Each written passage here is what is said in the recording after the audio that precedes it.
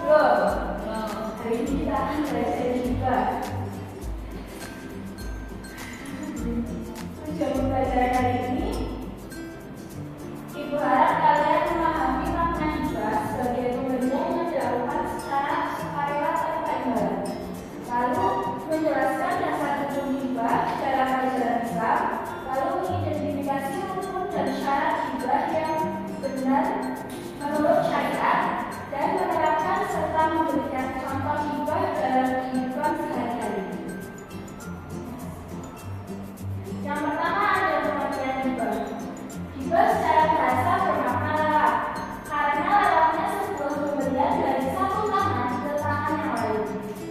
Atau bermakna bangun, karena pelakunya terbangun untuk melakukan kebaikan. Sedangkan secara istilah, hibah adalah memberikan hak kepemilikan barang kepada orang lain karena ketika masih hidup tanpa adanya imbalan. Jadi seseorang memberikan barangnya secara sukarela dan tidak mengharapkan balasan apapun dari penerima.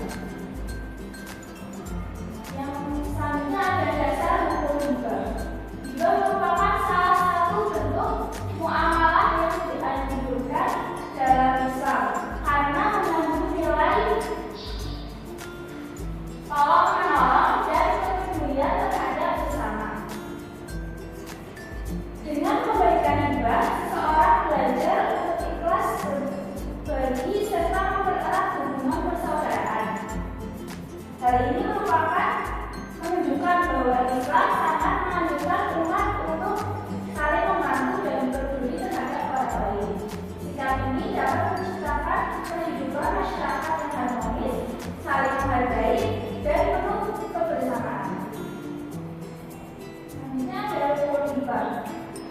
Agar hibah sah menurut syariat Islam, terdapat 4 rukun yang harus dipenuhi. Yang pertama wajib, yaitu pihak yang memberikan hibah. Lalu ada maulah, yaitu pihak yang menerima hibah.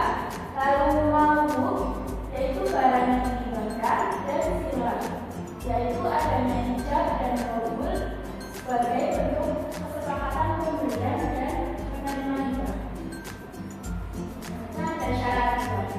Agar hibah dapat dilaksanakan dengan sah menurut syariat Islam, terdapat beberapa syarat yang harus dipenuhi, yaitu yang pertama, pemberi hibah merupakan pemilik sah barang yang dihibahkan dan berhak mengelola hartanya. Lalu yang kedua, penerima hibah adalah pihak yang dapat memiliki barang tersebut. Lalu ada yang ketiga, barang yang dihibahkan harus jelas dan dapat diserahkan kepada penerima. Lalu ada yang silah, yaitu ijab dan qabul